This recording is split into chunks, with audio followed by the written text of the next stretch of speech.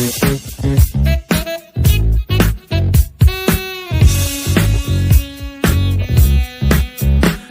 the world, let me off. I don't like this destination.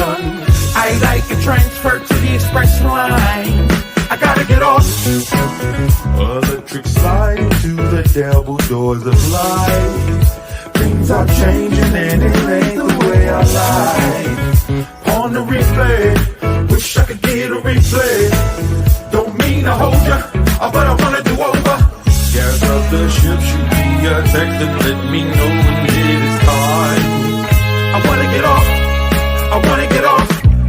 1 star, would not recommend that we go far from here. I wanna get off, I wanna get off. Stop the world. A music podcast for the culture. Wow, wow, thoughts.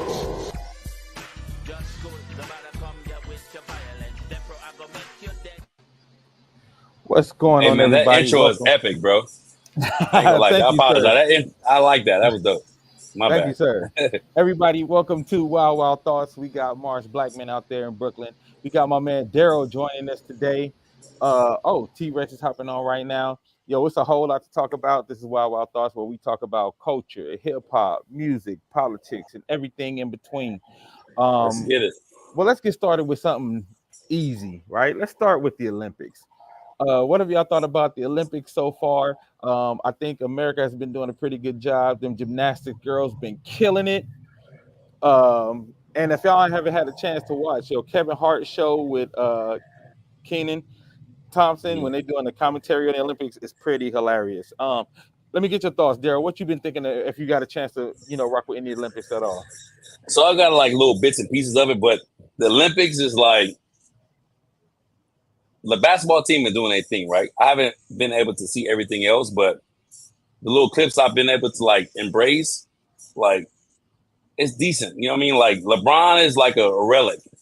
We never gonna have another LeBron as long as we live. It's like we never have another Jordan, another Magic. You know what I'm saying? Like they're one of one. But it's like a big debate about who they are, what they can do. Just put them in their own level. You know what I'm saying? That's the problem with society. They want to compare them to people. They're not the same. They're all different individuals. I'm a basketball player. I really was a big time hooper. Like I could shoot from the left and the right hand from the three. I'm really one of those guys. I could dunk. I could do all that shit, right? But I know basketball. So when it comes to a person like LeBron, LeBron is the only person that's close to the Magic Johnson in our era. Period. Nobody else to play the 1 through the 5 like LeBron. Period. Besides Magic. But no one wants to give him his props because of that. Well, I think he's, I tell people love him or hate him. What he's been doing in the Olympics and these last 2 seasons has been quite amazing, even, especially for his age. But I was telling people, I said, there's not a damn the fact that he's, 40, doing what he's doing, getting 25, 5, like 25, 5, and 5 or something around there. But like you in the Olympics with the best of the best of the best, and they all on the team saying, you that dude still. And one thing so it means something. Yeah, and one thing I've liked watching though is seeing Anthony Davis back at the center position playing some more of the floor. I feel like he's been doing he's really been doing his thing, showing people why he should have been defensive player of the year, wiping them boards clean. But I'm gonna tell y'all what I think people sleeping on the Olympics. If y'all ain't been watching table tennis and ping pong. Oh my God, dude. They be getting down. No, for real. No, they be getting down. They got tactics, bro. They got tactics. The ball. How do y'all even it be going? They be like, fast? Yeah, they get it in. Yeah. Hey man, that table tennis and ping pong is going up in the Olympic. The girls, the track and field, Sha'Carri Richardson, man, wow, the goat. On that last relay, she ate them up. I thought that was dope. It's dope seeing what the athletes are doing. So far, America's winning in the medal count. We got I think 30 medals, and the closest behind us. But we always show up though. Yeah, it's 28. But we ain't got. France got more goals than us, but I'm sure that's gonna change a little bit. Everybody thought Sudan was gonna beat the Dream Team today because the last game was so close, but nah, they got them today. They got them by almost 20 points. But I think it's an overall good showing. I think it's gonna be, and you know what else? Archery, fun to watch. Cause sometimes you wake up in the middle of the night and you put it on, and it be the most they put the random stuff on in the middle of the night. But I'm like, yo. The archery is dope. Table tennis, the equestrian when they be on them horses, making them horses crip walk. Right. You know what I'm saying? Like all that. That's been really good to watch. I think they added breakdancing this year. I haven't had a chance to see it, but they got 3-on-3. Yeah, they got 3-on-3 basketball, and they have Olympic breakdancing, which I think that's huge for the culture of hip hop. Like hip hop has invaded the Olympics. You know what I mean? Right. I was just like, how do you score when you're doing the breakdancing? You know, oh, Ron said judo is crazy. Yeah, judo is crazy. Judo, they be getting down on Olympic judo, and what's that where they be like, it's like ice skating, but they be having like that little black thing. What's it called? Fencing? No, not fencing. No. Curling. It's on the tip of my tongue, bro. I knew where I was going to do it. Curling. I knew where I was going to do that. A little scrubber in the front of the little.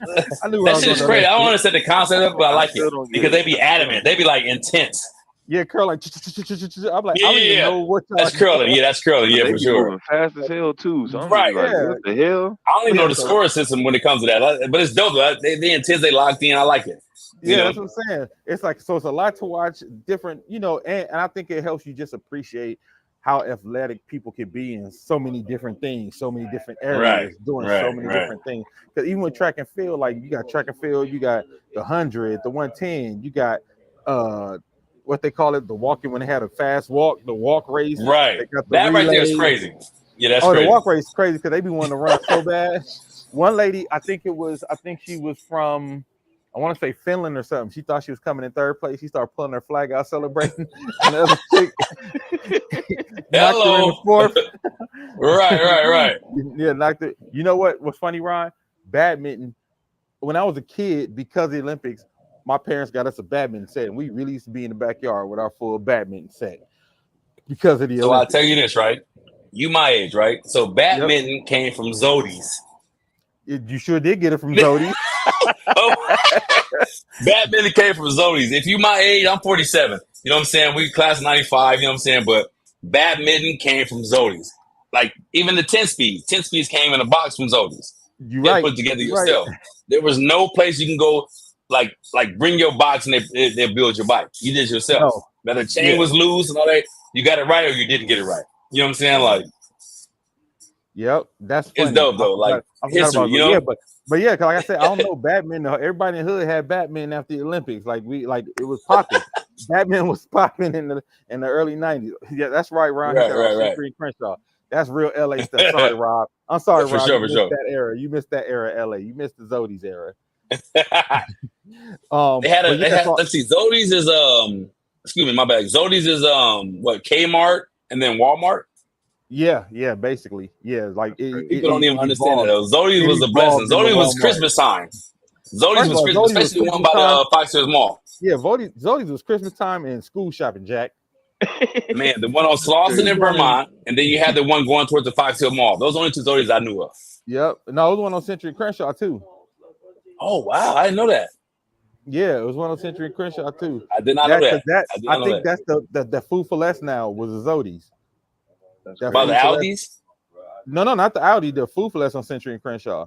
Like I'm saying by the Aldi's. Oh yeah. In the same parking lot. Yeah, for sure. Yeah, that was Zodi's back in the day. Yeah, that was Zodi's. Wow. I didn't even know that, bro. Yeah, just a little quick take back. Hey, Red said fencing go hard too. Hey, they be jabbing. Hey, I'm telling you, you'll find yourself watching stuff that you probably never thought you would watch. Never would see. You know, just like, what the hell? Yeah, right. You get all into it, like you rooting for these people. You know these people names now. And you end up watching the whole shit, just sitting there. Right. And that's the good, dope, interesting thing about the Olympics, right? Like it's just a clash of cultures and all the different things you get to learn. You know what I'm saying? So.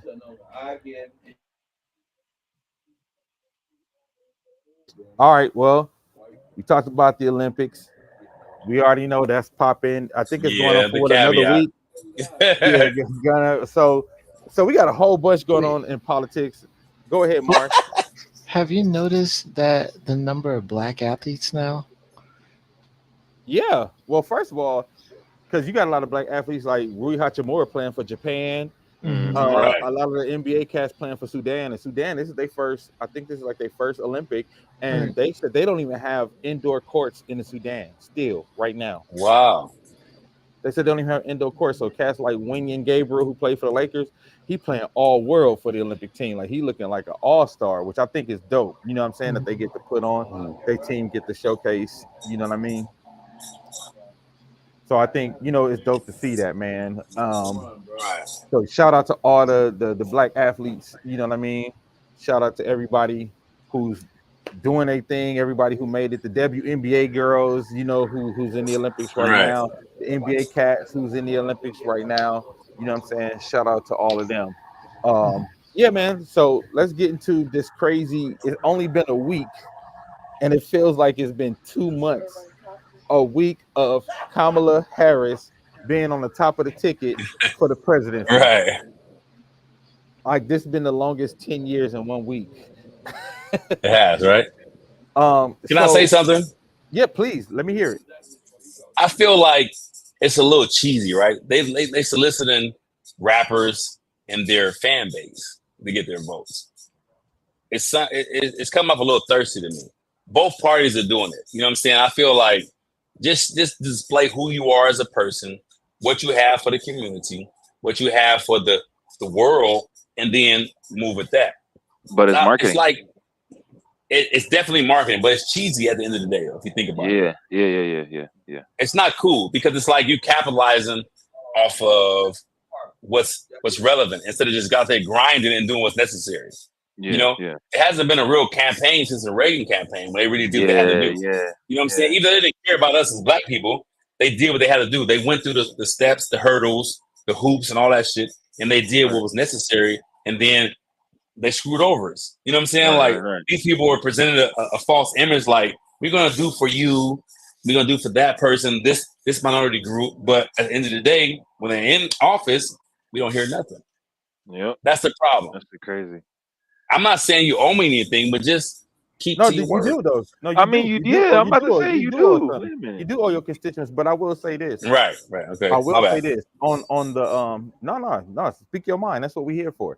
I will say this on the point of you saying like, yo, I feel like they trying to get rappers and try to get people involved. What I want my people to understand is there's a demographic of 18 to 34 that nobody is talking to. They're not. Nobody's talking to the 18 to 34 demographic, and the 18 to 34 demographic can be the biggest voting block if somebody gets it. So I think what Kamala is doing, with getting Meg Thee Stallion, getting Quavo in Atlanta, I think is actually smart because first of all, we older, so we see things a little different, right? But if you're trying to get that 18 to 34 demographic, you got to meet people where they are. And if you look at it from a strictly marketing standpoint, you look at it from a campaign standpoint, you like, well, if we can get Meg Thee Stallion and her fans, because she probably got like 40 million followers on Instagram. Okay, that's right. If we can get Migos and they followers, and they probably got 2 to 8, 10 million on Instagram. If we could turn them into voters, not only will we turn them into voters early, they will engage us and they will help us actually progress. Because these young kids, they not playing games. What up, Q? What up? But I can say this though, right? What's up, bro? Welcome to the. I can say this though. The demographic is 18 and above because it's the trap rappers. That's what's moving the world right now. They got to focus on them. Screw Megan Thee Stallion, all those other people. They already established. They older. They're not even older. They're not of our age, but the trap rappers is what they need to get on. No, but what I'm saying is Meg Thee Stallion will get you young girls 18 to 34. Like that's only a short mask though. No, that's not. 18 to 34 young women is not a short mask. That's well, you know what? My bad. You're right. Yeah. I slapped myself. My bad. So we talking millions. Yeah, you're right. We talking millions of votes. Yeah, for sure. You know what I'm saying? And again, like I said, they said a lot of people didn't engage in the last election, 18 to 34, because they thought Joe was too old. They felt like he was out of touch. He wasn't progressive enough. They felt like Trump was too old, not on the racist side and all the stuff that they feel about Trump. So they sat it out. The 18 to 34 demographic sat out the last election, pretty much basically. And they were sitting this one out until Kamala became the presumptive nominee. They said so many 18 to 34-year-olds signed up to vote before the rallies even, but soon as she became the nominee, they signed up to vote. And I think they said she got like 70,000 new volunteers like Oh within wow. 3 days. So I think it makes a difference. You know what I mean? Mhm. Like, so they got to get them, they try to get them kids early because first of all, we losing a whole generation above us. That older black generation that been their most faithful, loyal voting bloc, you're gonna be losing a lot of them soon. So you're gonna Right. have to engage some new voices, like all the people who rocked with uh what's Maxine Waters and all them, they gonna be on their way out soon. Now you got to contend with the AOCs, the Jasmine Crockett's, that's gonna be the new voice of the Democrats. And if Jasmine Crockett and people like that are gonna be the voice of you're gonna have to get people that will follow her. And she's from the TikTok generation, she's from the Meg the Stallion generation, she's from the Migos generation. And so many people have been leaving them out, and so many people have been on some get off my lawn shit that they missing out on that whole demographic. You think the 18 to 34 black demographic is gonna be voting for Trump like in large mass?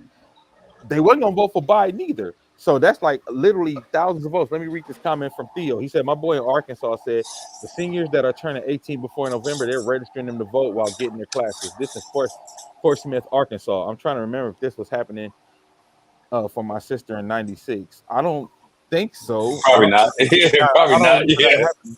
But I know Right. Quincy. I know you had something to say about the people who had a problem with, Meg the Stallion being at the rally. Give us your thoughts. Well, she has 70 million social Oh, media 70 followers. million. Oh wow. I Se- didn't know that. That's dope. Yeah, she has. If you That's combine on heavy. her social media, so she definitely has. I mean, my daughter. I mean, I just bought my daughter tickets to Meg Thee Stallion concert in June. So, and my Congratulations, daughter's brother. 20, and my daughter's 22. So that she has a whole different demographic that she could reach and bring their attention to what's going on. Plus, Gen Z, they're a little different. They like to go against the norms. They like to go against the norms. So you're not about to tell them like, no black woman is not supposed to be president because they are already on some rebellious stuff anyway. Right. So I didn't have an issue with it, man. It's Meg the Stallion. I can't tell you not one song, but do I think there's a purpose to have her there? Yes. That I mean, and Quavo is the generation right before her. So I think that there's a purpose to have all these people. We can't. I mean, we we would like for our kids to respond to let me see, Roland Martin or somebody like that. They don't want to hear Roland. They want to hear somebody from their generation that sound like them. Uh, Come out and speak out about who they rallying behind, and then that'll start them to Google. And tell you the truth, based on what I've seen on TikTok, it's been Gen Z defending Kamala record more than anybody. Like, Right. like, like, like they have went to Google. They fact checking. Like, wait a minute, y'all told me that she was throwing black dudes in jail, and this is not what the facts are saying. And those TikTok videos, it's not people from our generation. It's the younger generation that's out there fact checking Kamala record like crazy. So when you deal with a big tent party, everybody got to have a role in their purpose, and it seemed very 19. I mean, very 2008 right now. So Right. Well, you know what, to piggyback off what you're saying too as well, because I know everybody's talking about, oh, she got Quavo there, feel like she just trying to pander for the young votes. I'm like, what people don't know is since Takeoff got killed, Quavo has been on Capitol Hill a bunch of times talking about how to stop gun violence. So since that tragedy happened, he's been yeah, engaged and he's been on the hill and he's had a relationship with her. So it's uh, not like uh, she just started running, let me try to go get a couple rappers. Like literally she's been engaging with him and she's been rocking with him trying to work on sensible gun laws. also for people who say she's pandered, I don't think they really realize like like to be pandering. Like Hillary Clinton was pandering. When you from Oakland, your mom was a civil rights activist. You went to Howard University. You're AKA. You're not. And one of her favorite rappers growing up in Oakland was Too Short. Wow. I know that, bro. Yeah. School me. Yeah. She said it during the interview. And when you think about it, she was in college when Too Short was hot in Oakland. That was 1988, 87. So Right. Yeah, that's he was like hot. her that's like her college years. So Mhm. I mean, I know everybody making a big deal whether she Indian or black, but the chick I mean, I don't know too many non-black people who grew up in Oakland. Like I said, went to Howard, AKA, mom was a civil rights activist. Need to pander with hip hop artists. She very aware who these people are. You Right. know, What? it, Yeah, and you know what? Because I know people was talking about, and it's funny too, because of course, so many people, like you said, they gonna buy only clips. I seen so many people on Instagram like she got Meg Thee Stallion there, but why she ain't talking about, what's her policies? I said, well, if you would have kept Right. watching, she literally yeah, did a yeah. 25-minute speech going She into did. all of her specific policies. Like she just did that to bring the eyes. And then when she got them, she did a great speech. And I said, and I think she would have addressed every issue that you felt like need to be addressed. She addressed the economy and how, yes, even though we have a good economy, our low income families need more help. She addressed the border, which has been one of the biggest things people been hitting her on. And she was like, we had a border law ready to go that was written by a conservative senator, Mm. and Trump told them not to vote for it because he wanted to run on Wow. fixing the border. Yeah, Wow. yeah. The border, Yeah, Wow, I know that. That's dope. Wow. the border agents actually supported that bill. The border agents actually supported that bill. Yeah, a couple of people were saying, well, she didn't mention this. She didn't. I said, did you look at the speech? But the eye opening thing for me was I was listening to the Breakfast Club because Charlemagne and her kind of like fell out Hmm. not too long ago, and he said this morning he said y'all seeing the Kamala that I see off camera, and I thought that was very I'm telling that he said like he, he said that this who I've been waiting for y'all to see because this is who we talk to. But then when she get on camera, she come off a different way. But now y'all seeing the Kamala that we used to seeing and talk to. Wow. well. I'm glad you brought that up too because I was having a conversation with another friend of mine, and I was telling him, I said, there seems to be not only a different energy around her this go round while she's running, but she seems to have a different type of charisma, right? She seems to have a different type of pull. Right. Yeah, you're right. And I said, I feel like in 2019, they was trying to run the Obama playbook with her. Like they gave her the Obama playbook and be like, we're gonna try to make you the female Obama. And she was very measured in the way she says stuff. She was very measured in her interviews. And I think all of that lent to us feeling like she was Mm. disingenuous because she couldn't connect to us because it didn't feel real. Like what we saw in 2019, to me, it didn't feel real at all. It felt fake. It felt disingenuous, and I feel like they gave her the Obama playbook and were like, "Well, this is what Obama did, so you got to do it." I feel like this time, either she got permission or she gave herself permission to be like, "Yo, I'm gonna go out there and I'm gonna be myself." And I feel Well, like that's what we seeing, and I feel like that's why it's connecting because she's an awkward nerdy girl.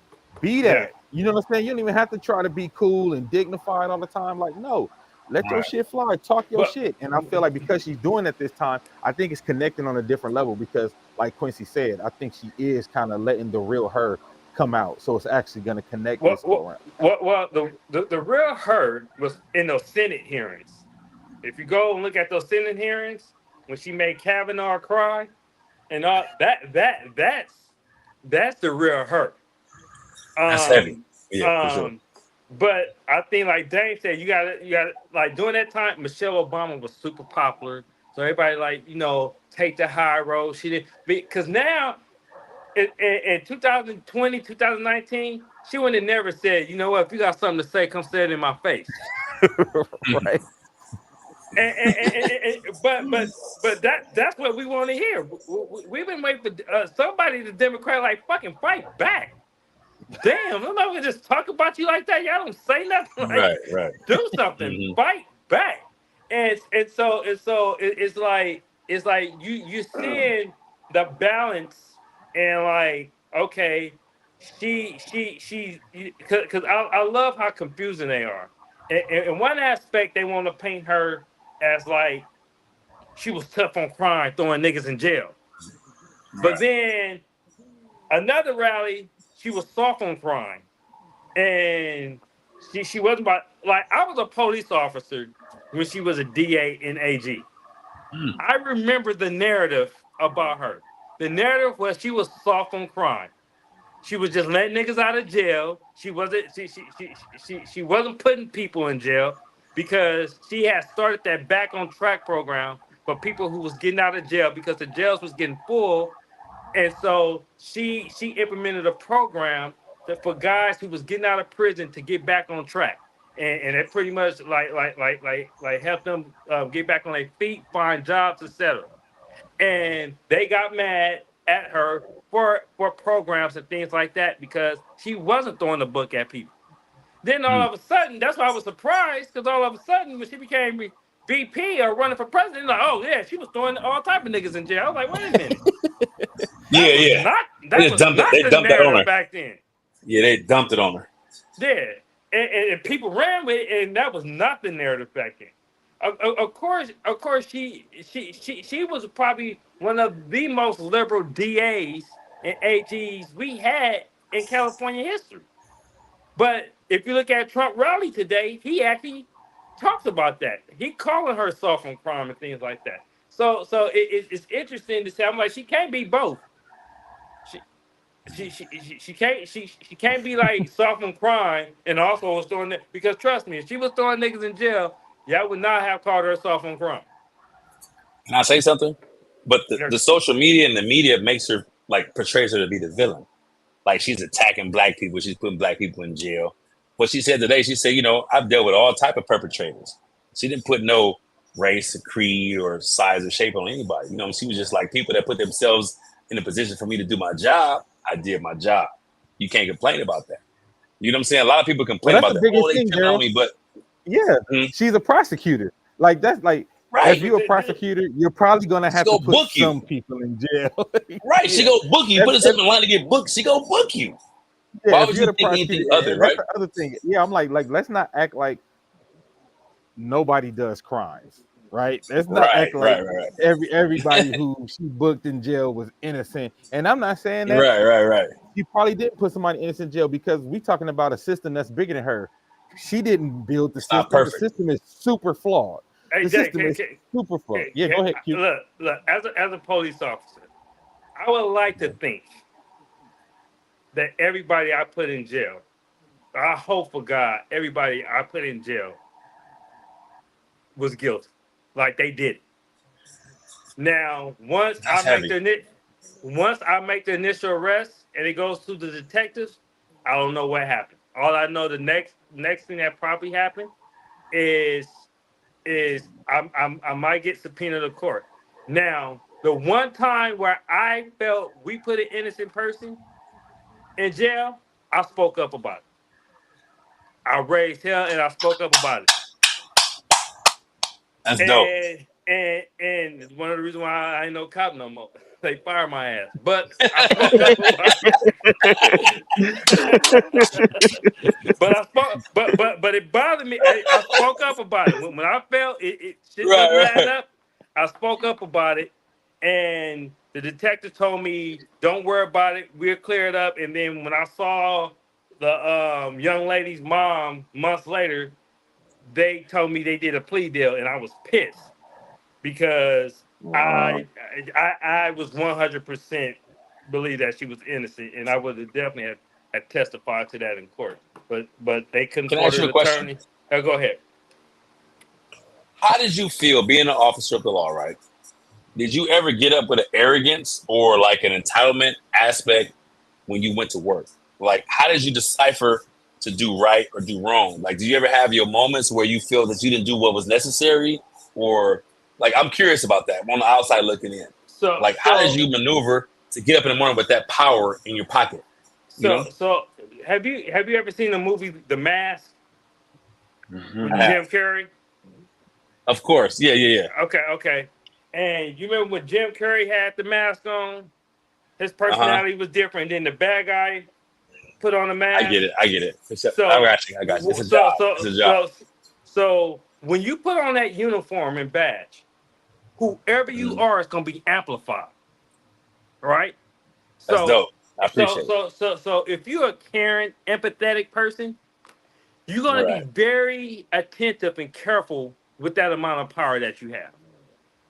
Okay. If you're a racist, bigot, hateful, shady bastard, that's going to be amplified. Right. So whoever you are, that uniform and badge is going to amplify that. I'm a very empathetic person. I'm a very caring person. So it was almost like I was somewhat paranoid to make the wrong decision because I knew that I had power to either take your life or take your freedom.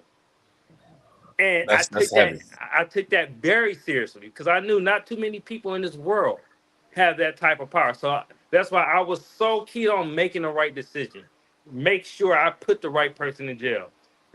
Giving somebody an extra second or two because per policy, I could have shot a ton of people per policy. But just knowing that, not to cut you off, right? I apologize, right? Not to cut with no one having that backing. How do you wake up in the morning? Do you wake up in the morning with that arrogance, like I can do what I want to do, or is it just the fact like I'm going to do what's necessary for my job? Because it can go left or right a lot of the time. Because some people are not you. A lot of people are not you if you think about it. You know what I'm saying? A lot of people are not raised like you are. We're all different. You know what I mean? So I woke up every morning. Well, I worked at night. So I work up at night. And my goal was I go home to my kids at the end of my shift. And whoever I deal with, they get to see their family again. That was my goal. And anytime I went to a call and somebody is being difficult, that's exactly what I used to say. I say, look, here's my deal. My goal is to go see my kids at the end of my shift. My goal is to also make sure you see your family. So how can you help me accomplish this goal? All right, man. I just pack my stuff up and leave. Cool. Just leave. Let her have a crib for the weekend. Y'all talk about it. But in the end, I want to make sure you get to see your kids, and I want to see mine. So with all this going on, how can we come to this conclusion? Or sometimes I'll be like, look, I have to take you to jail because you have a warrant. The judge want to see you.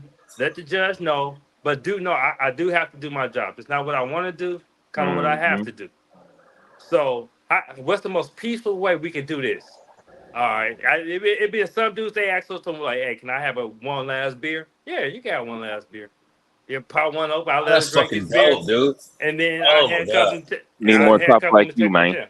Can I say something, please? Go ahead. I'm not to cut you off. I apologize. Right, that is like the upper echelon when it comes to like community, like development and like interaction. Because my interaction with cops when it came, I was in the streets. I was a young cat. You know what I'm saying? I have my past. You know what I'm saying? It wasn't like that. You got cats that would trick you. You know what I'm saying? Beat you up, do things that wasn't warranted for what the situation was because they had that power. That's why I asked you, how do you like get up in the morning with that power? Because power is a drug. No matter what nobody says in the world, power is a heavy drug. You know what I'm saying? And for you to actually convey that message in like a humble way shows who you are as a person. Because most people with that power, I was this, I was that, I laid the law, I did what I had to do. I don't care what they had going on. But you are a different like mechanism. Like they say in Spanish, you're a different máquina, you're a different machine. So I'm going to tell you something that's probably going to blow y'all away. Most cops are cool people. They want to go do their shift. So this is what happened. Let's say you have a department with 1,000 people, right? 1,000 officers. Okay. It's about 15 shady ass people, and they promote.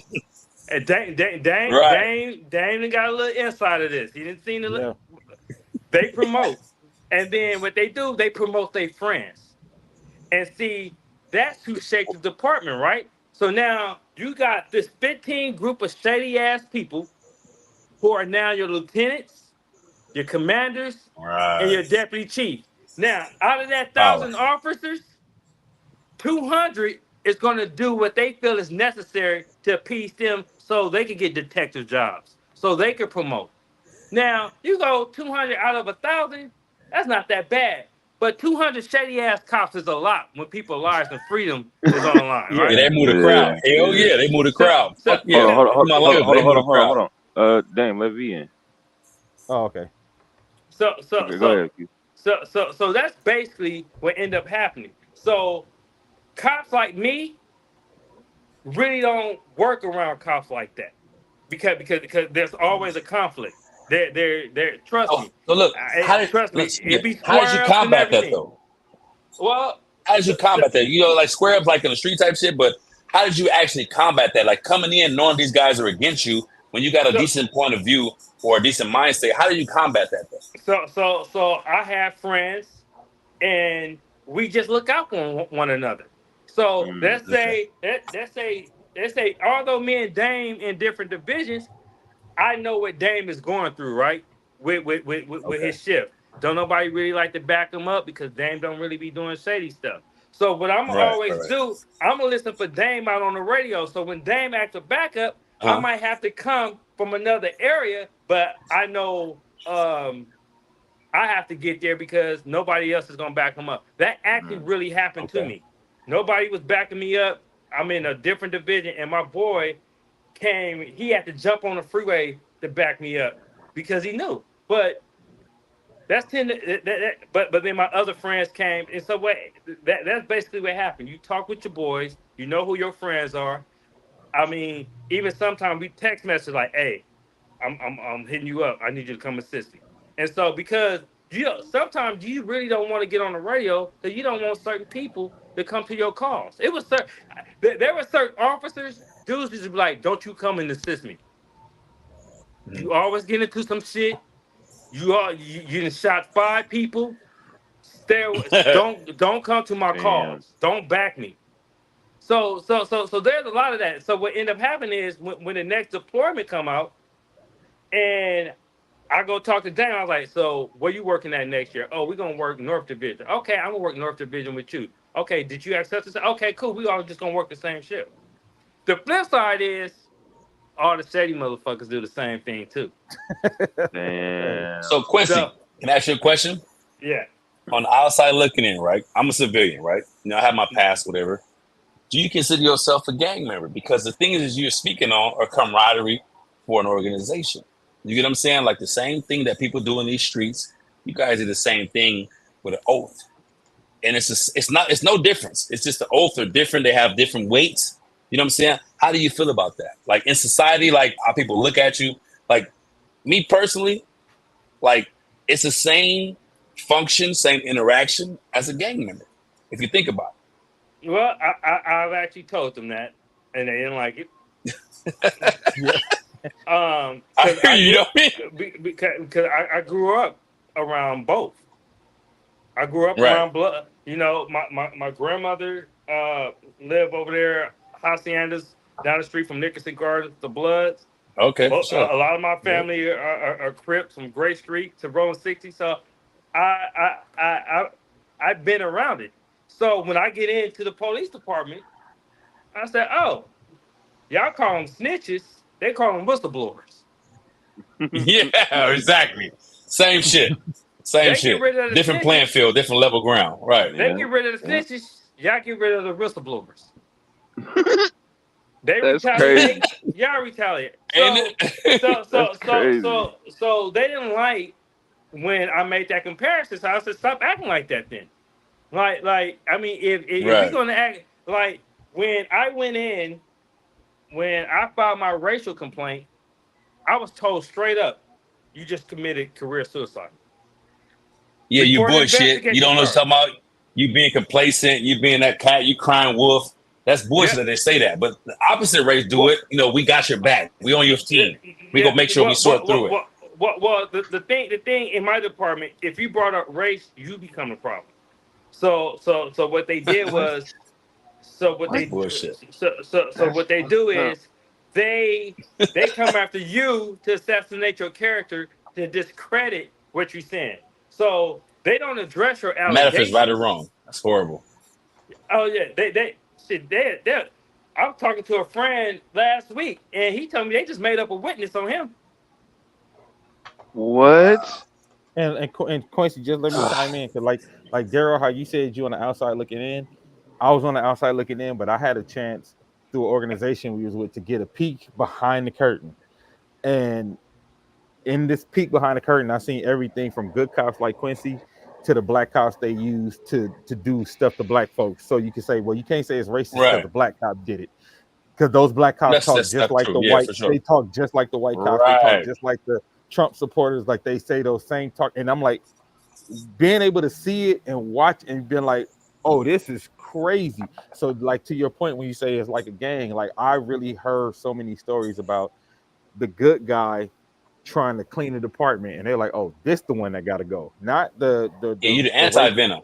You the Yeah, venom. not the racist Yes, for legacy sure. guys. Yeah. So you Mhm. know, just to let you know, man, it's a whole lot of layers to it, a whole lot behind. And like Ron said in this comment here, they fire cops like Quincy, unfortunately, because they don't want those cops with the Right. community ties. They don't want those cops And that that's fucked up. are cool. Because you know, So, when we were younger too, though, even all the fuckhead cops, because we knew there was a cop we had, the sheriff's department named Flat Top in the hood. We'd be like, a Flat Top come, y'all need to go. So Right. Flat Top Yeah, from the sheriff gonna mustache, come cigar pull people. man. Yep, Yeah. yep, and you know, mustache. Yep, mustache. Uh, We all knew about them dudes, right? But then there was a couple of other cops like, oh, Evans and Jackson coming. They gonna come play catch with us. They gonna talk to us. They gonna let us know what's going on in the hood. They gonna let us know, hey, they about to come over here, start fucking with y'all. Those are people that if something happened and they need to know some information, the community will actually talk to them because they've been like embedded in the right. community the whole time, man. You know what I mean? So of course we need For more of that, sure, and yeah. that brings me to the point about goddamn Trump talking about he wants to give all cops federal immunity, because I seen a lot of people saying, well, they got immunity already. I said, no, what y'all don't understand is he's saying he gonna give them immunity on a federal level. They don't have that right now. Right now it's at a state level. Can I say And something, please? yeah, go ahead. That dude, if they pass that, they turn their streets into Red Dawn. The movies that we seen growing up, it'd be Red Dawn, like Purge and all that bullshit. They be able to shoot you in your fucking forehead and go home and eat steak. They don't care. They ain't got nobody to look up to. But just to reinnovate, like, and just on Quincy, I grew up on 50th and Hooper, 1301 East 50th Street, across from Mount Zion Missionary Baptist Church. I went to Hooper Elementary, junior high. I went to no bail in 7th grade, got kicked out. I went to Fauché from 8th and 9th, and I graduated from Dorsey in the class of 95, right? So I understand the interaction. But on the east side, I was a cat, like, we interacted with Newton, Crawford, Miss Woods, and Orsenegger, Galloway, Contreras. Those cats, they were treacherous. Like, they don't care who you were. And I really respect the fact that Quincy is really representing who he was as a person, because I don't get that from him. I don't get those cops that I had interactions with. I was a wayward child, you know what I'm saying? Like, my mom was murdered in 95, 2 days after my 18th birthday. Not to throw anything on you guys, you know what I'm saying? But I don't carry that weight with me. It's not nobody's responsibility to deal with what I got to deal with every day. You know what I'm saying? Like, I have a past.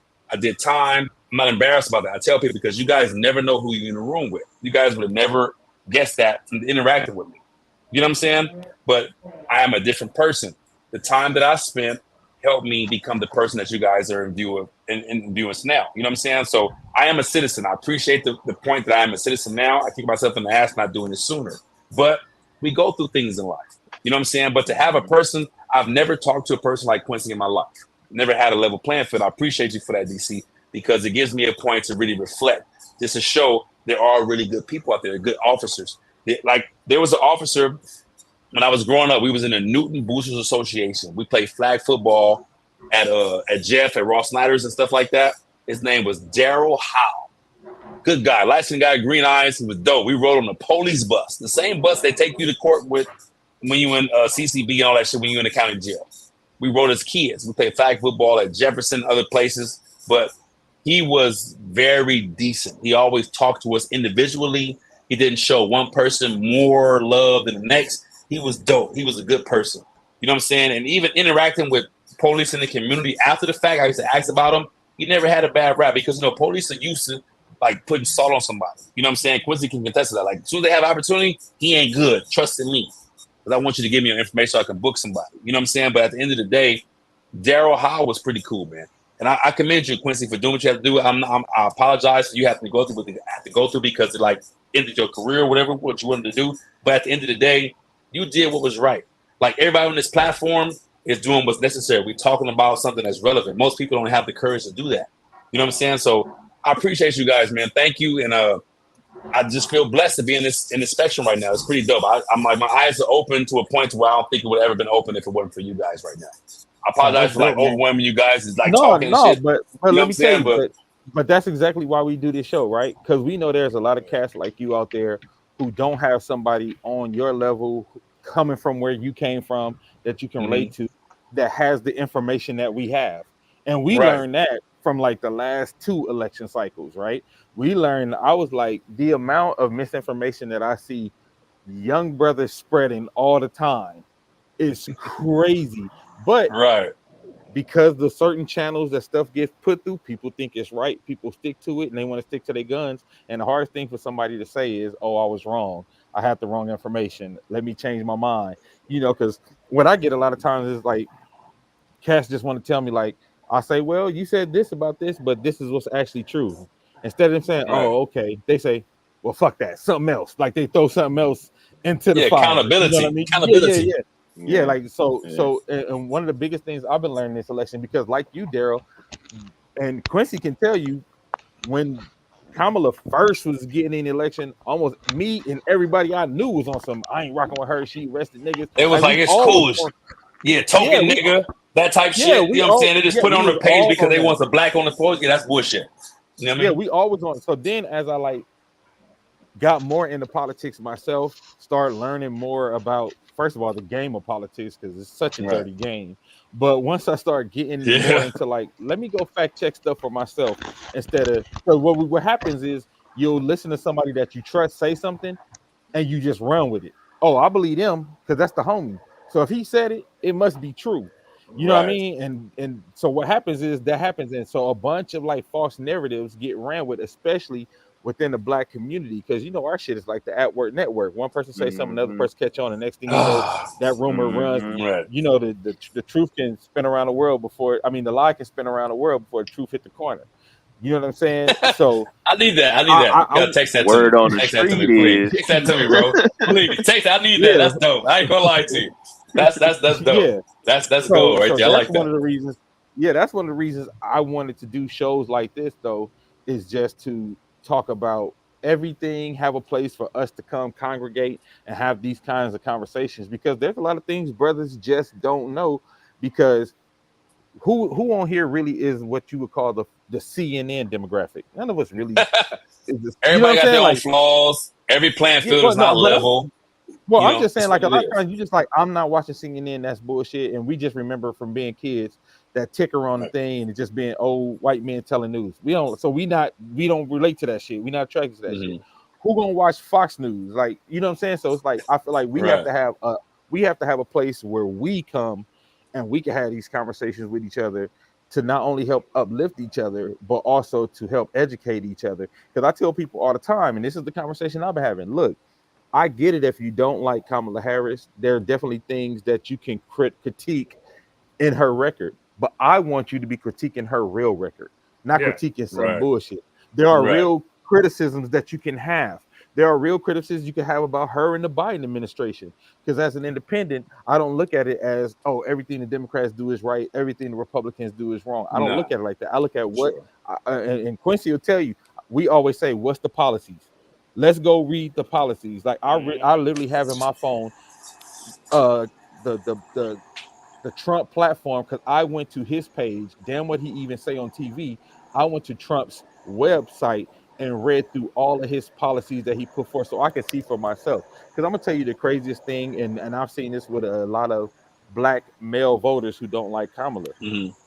I asked them, I said, okay, if you don't like her and what she did, if you don't like the Biden administration, tell me what policies that Trump is enacting that you like and that will affect you. And I'm telling you, Daryl, That's 11 dope. times I out of swear. 10, they have not given me a Nothing to policy say. yet. Crickets. I Crickets. know more about his policies than they do. The so-called Trump supporters, I know more about, but what it is That's they like the crazy, nigga bro. personality. Oh, he say what he like. A lot of times, this is what you get. Quincy, tell me if I'm lying. He say what he want. He don't give a fuck. He Yeah. a straight shooter.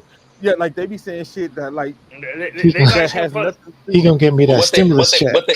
Yeah, right there. That's what I'm saying. What they honestly say, Trump gonna bring the dollars. But one thing He got the one money. thing I fear about, one thing I tell you, I fear about Trump. If Trump is in honor, like in office, they're going to be a group, a faction of people that have no qualms about showing their dislike for other races, and that's dangerous. Oh And no, it's toxic. It's that's a toxic. You know what I'm saying? that's already the norm. I think the It's more like Red Dawn, bro. The people, they're going to shoot you in the forehead and feel like Trump said it's okay for me to hate you because he displays he don't like black people. He just want their backing. He want to get in office and reap the benefits of the amenities where he feel he has coming. He's very entitled. I'm not going to knock him because he's a great businessman. He's a cutthroat. He's a snake. That's the premise of business. You know what I'm saying? Rather seem good. I own two businesses. I own a taffy business and I own a small security company. Daryl, let me say one thing though, because I think this is the thing that people get wrong. It's not that Trump don't like black people. Trump don't like nobody. And I think once people realize that, okay, you're right.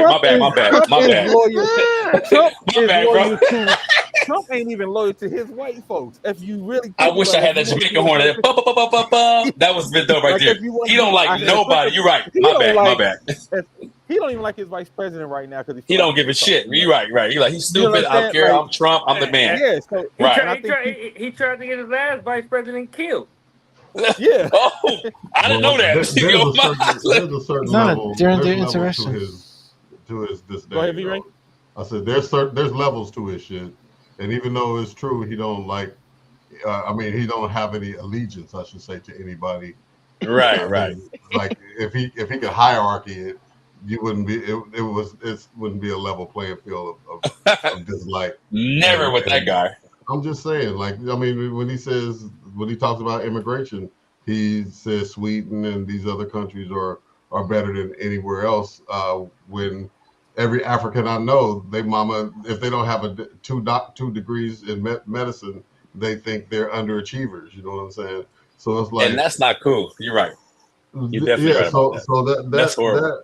It's no secret of how he feels about black people, except for what they, what they can do for him as a utility, for this election. He can't get in office without the black vote, which was proven, when he got voted out. So it's everything that he says right now is an appeal to just try to get the black vote, and after that, he has no more use for you. He's already trying to take away all the voting rights and all that stuff, and the gerrymandering and rewriting the district lines for voting in these different states and stuff like that. They don't give a shit about you in the long run. Although he don't like nobody, but he really ain't got no use for black folks, bro. So I have a question, right? How do you feel we can combat that? But you feel like we're trying to make up for what we feel we're lacking from what we see in the internet and in the industry and the world today? Or what did you feel we need to do to correct that, though? Because it always feels when we see shit on the internet or TV, like we trying to catch up to something. Like we're not putting our stake in the ground and solidifying our own flag and just doing what we got to do to move forward. Like it's always a crab in the barrel effect. I see you, V, at the top of the mountain. I feel he ain't doing it like I feel I should do it.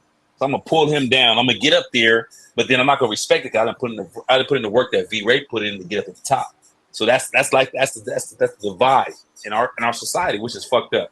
Excuse my language, but it's like the crab in the barrel effect. Somebody at the top, we feel like I think I can do better, but we don't put in the work to get there though. We don't even recognize what he did, the sacrifices, the devotion that he put in place to get to where he's at. But we feel because we have that warped system of entitlement that just because our mama and daddy said we're special, everybody got to believe it. We fuck up what's going on, and that's crazy in this world today. There's a lot of kids out there, a lot of adults, a lot of OGs, and a lot of like old people that feel like just because my mom and daddy said I was special, you got to listen to what I'm saying. That's not what it takes to be successful in this world today. You know. Well, I mean, I think there's a twofold course of action. One, Trump can't get elected. I don't give a fuck what. That's gonna be horrible. I don't give a shit what else is going on. Put Gary Coleman against that motherfucker. He can't be president. You know what I'm saying? A, and then B, I just think that black people need to put more emphasis on voting locally.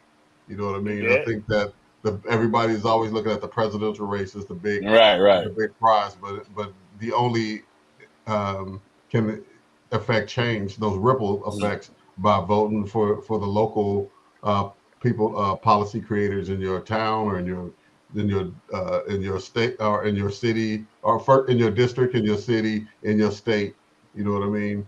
And vote your interests at that level, and the people that you send to Congress that actually create the laws and stuff can help affect that kind of change, and hold your vote for ransom if you don't fucking do what you said you were going to do, or you don't put those plans in motion, or you don't do this or that and the third, then I'll take my vote somewhere else, Hey, But let me.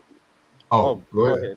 Last thing, real quick, is you just gotta have realistic expectations of what you plan to get out of your politicians and what you think they can do. You know what I mean?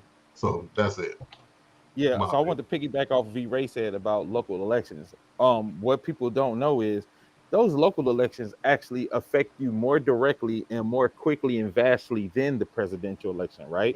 Like you basically think about it, stuff got to trickle all the way down from Washington, D.C., legislation-wise, before it even touches California. Just think about that. And just even if you just think about it in terms of distance, before you think of time. Pipeline. Yeah, in the pipeline, but just it got to trickle all the way from DC before it touch us, right? That's first. And then second, when it comes to your school budgets, when it comes to your tax dollars and how they spent, when it comes to infrastructure and the streets being jacked up, that's not the president. All that is our local elections and those people who hold those budgets. And because we don't show up to city council meetings, because we don't say nothing to our congressmen and our senators, they doing whatever the hell they want to do. I'll tell you something. This is a true story. Again, Quincy can attest to this. Me and Quincy was working on a campaign because we worked on a couple of campaigns, and we was working on the campaign, and the campaign manager for this very prominent politician said to us, y'all the first black people who came in here with demands of what y'all wanted for y'all vote.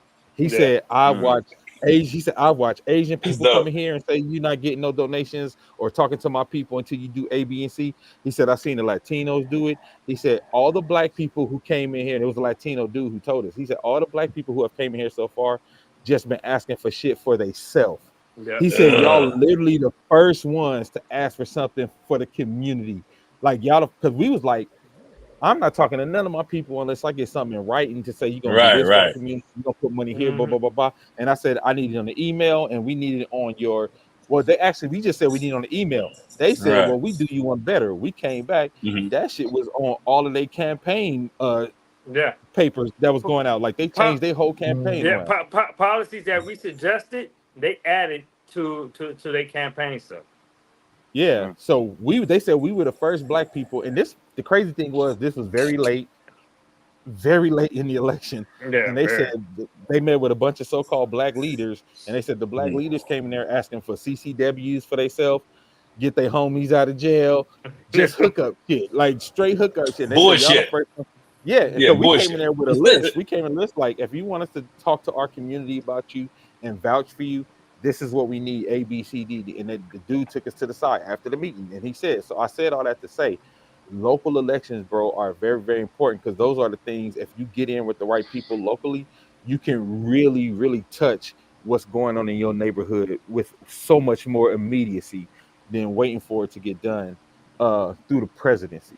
So I'm glad, V. Ray, I'm glad you said that. Like, pay attention to your local elections, because it's very, very, very important. And, like you said, V, I know how people always try to say, like, elections, like, oh, it's the lesser of two evils and they both the same. Listen, this the first time I've ever seen this. This the first time I ever seen this. They ain't the same this time. And just to show you, I'm for real, just to show you how it ain't the same. One, Trump already said, if you vote for me this time, you'll never have to vote again. He already set up the Supreme Court to give him full immunity to do whatever he wants. So that means he's setting up for him to be more of a dictator than a king. He said he wants to strike out the Constitution. This ain't nothing I'm making up. Kim Jong-un.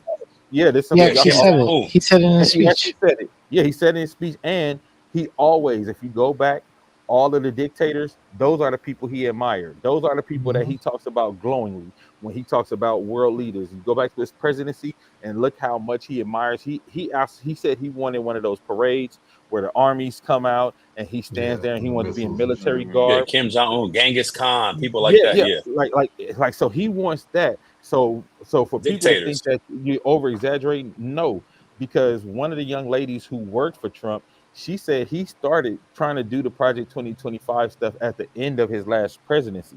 And she said she saw the executive order that was drawn up before he lost the election, where he was talking about anybody who didn't support him that worked in government. And I'm talking about in any level. He said they can be fired and replaced with somebody who is a Trump supporter. Oh yeah, like can you guys put a rose on it and just say that nigga's smart? He's very smart. He's strategic, but it's crazy. I'm just saying, like, I wouldn't say smart. That, right? That part, right? I'm just saying, like, right. Okay, but in our scheme of things, like in the world, like nobody else is willing to do that. Nobody is bold enough to do what he's doing. That's why I say he's smart. You know what I'm saying? Like he holds his nuts and he runs in, and then he has like a big faction that represent him, but everybody is hypnotized. I think when he's in office, he's gonna bring the money. That's the magic trick. Everybody thinks when he gets in office. Well, and you know what? I just want to say some facts about that too, right? Because I'm a fact-based person. Because everybody always talking about Trump had a worse economy than Obama and Biden, and he inherited Biden's amazing economy. And don't say it was because of COVID, because his economy was trash before COVID. Like his economy had went downhill before COVID. He did a big tax break that only benefited billionaires and corporations. 1%, the 1%, and it hit the middle class harder. So his tax break that was supposedly help his people, and that's what I mean, V-Ray, when I say he don't give a damn about his people, because a lot of his people is the poor whites. The tax break that he was supposedly talking about all the time that was supposed to help them, no, that tax break came out and helped the 1%ers and it helped corporations. And then another thing, if you look to his debt to borrow ratio when he was the president, is much higher. Because the whole thing about conservatives is they supposed to spend less money. That hence conservative, right? He spent trillions more than Barack Obama and the Biden administration. So the Biden administration actually inherited his bad economy, and then the COVID economy on top of that, and they bought it back. So, and a lot of people don't realize that inflation is not just an American problem. Inflation is a global problem. Inflation happened because during COVID, so many corporations lost all the money because they couldn't ship goods, they couldn't move goods. You had warehouses backed up. So what's happening now is the inflation went up because they all trying to get back all that bread they lost during COVID, during the pandemic. That's what's happening. But even with all that inflation, the Biden administration got inflation back down, because I think when he started, I want to say Quincy was around like 8% or something like that. Yeah. And right now it's down to like 5%. Inflation down 5%. Gas prices are going down. And for him, like even Trump saying, like, again, I went and read his platform. He said he wants to make us, go get more energy from the United States, meaning like get more oil from here. Well, the Biden administration has been getting more oil, producing more oil homegrown than any other administration ever. So it's factual things like that I think we just need to know, so we can understand. Like when people are like, oh, he gonna bring the money, I'm like, he actually did bring the money, but not to us, yo. Like that money, to his people, to the 1% only. And then the other thing, that those stimulus checks raise everyone's taxes. So I'm a commercial painter, right? I'm in the union. I'm a commercial painter. I got 2 LLCs. I have a taffy business, and I have a security company, right? Staffing agency, right? So I pay tax on that at the end of each year. No matter if I make $1, I got to pay at least the minimum $800 on the LLC, right? And it's like they don't give us the knowledge from the gate with them being in authority in a decent position to where we can avoid those tax breaks like they do. they keep it to where it's only privileged to those people that makes a certain amount of money, which is fucked up. Excuse my language. You know what I'm saying? Like, I want to have that. Now I'm learning. I'm building my steps. You know what I'm saying? I'm a hustler. I'm a grinder. I have great work ethic. Like, I can drink Jameson, smoke cigars, and get up and go to work at 4 o'clock in the morning, and nobody ever knows what happens. You know what I'm saying? I have great work ethic. My biggest obstacle is dealing with different personalities in this world.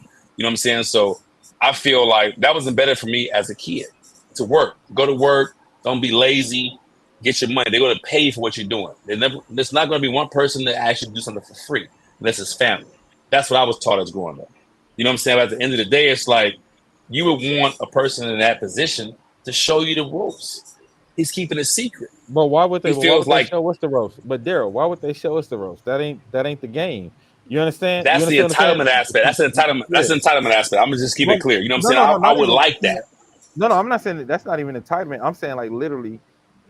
And V. Ray, who does taxes, can probably attest to this. There's a lot of things that black folks in general just don't know about how to run tech. Even the guys who do stuff the good way don't know the shady ways like that they know, because they literally have all these tax shelters and they have access to resources that we don't have in order to do that stuff. And because V. Ray will tell you this too, when we try that shit, they be coming for us. They'll come for our little punk ass $800.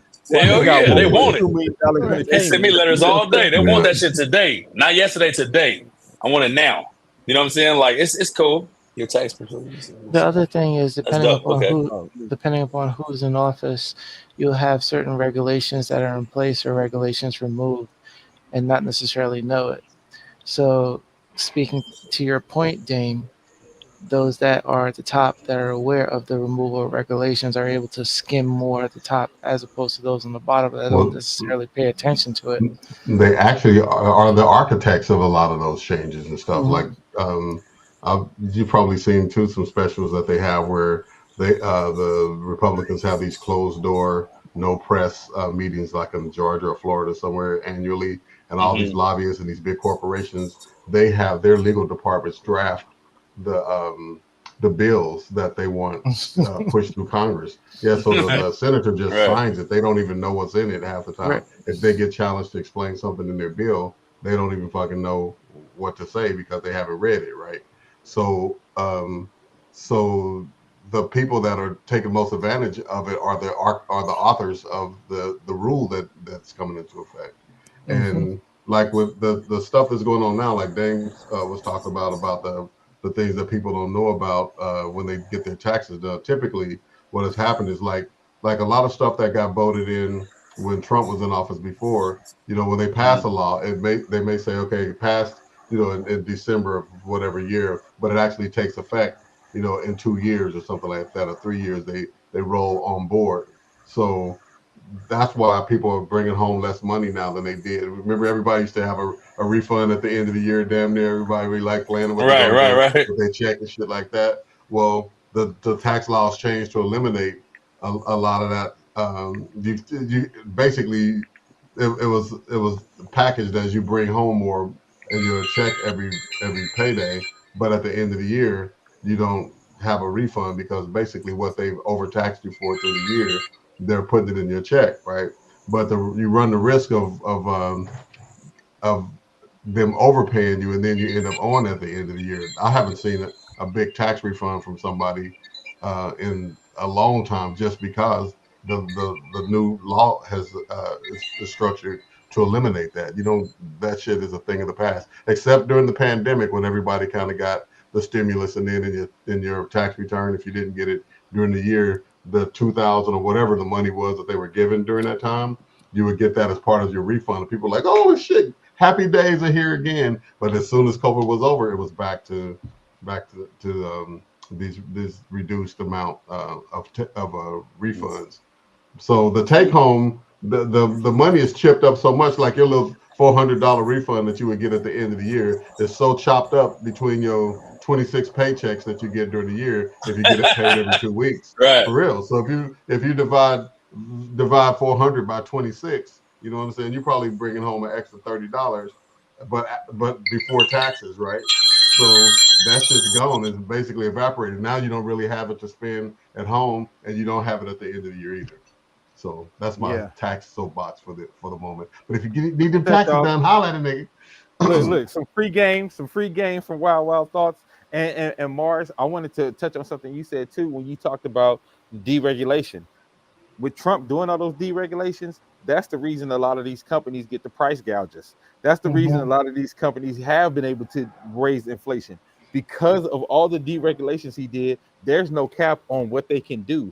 They have nobody that can stop them from doing. They're like, like how the insulin, luckily they put a cap on the insulin when Biden got in office. But remember, they was charging $480 for insulin.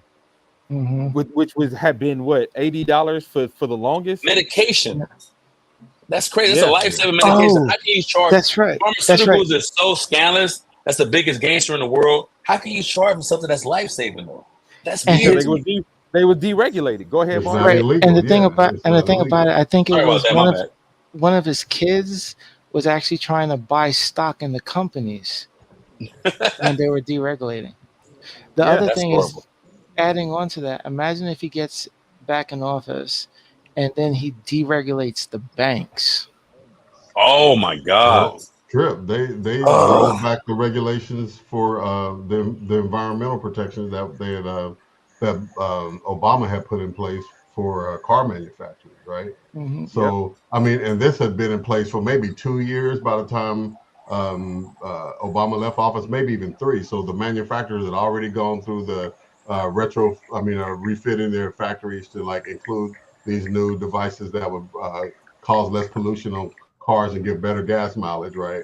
And then Trump came into office and removed the requirement for it. So even though it was already in place for 3 years and everybody was doing it and all this stuff, he took it away. So now cars are starting to generate more pollution like they were before. The whole reason that the law was put into place to begin with, and we're right back there. And now, as you can see, we got one of the biggest forest fires in California history going on right now. Everywhere, everybody got back sweat in America right now and shit because it's hot as shit. You know what I'm saying? And it was unnecessary because the law was already in place and had been in place for a while. So, and look out for the Affordable Care Act. They still gunning for that shit.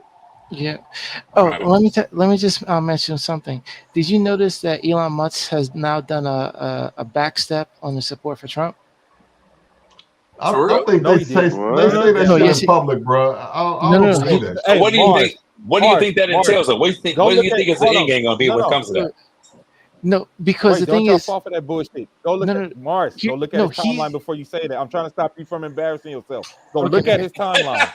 Go look at the dude timeline before you say that. Go look at his ex timeline. Let me tell you some of the things he's done since he claimed to say that. Some things he's done since he said that. He's been posting all kind of Trump propaganda on his page. He posted an AI video with Kamala Harris saying all kind of wild shit. He's posted a whole bunch of like, like I said, go look at his timeline, and then I don't know if y'all knew it because we didn't get to talk about this yet, so we can kind of like go into this now.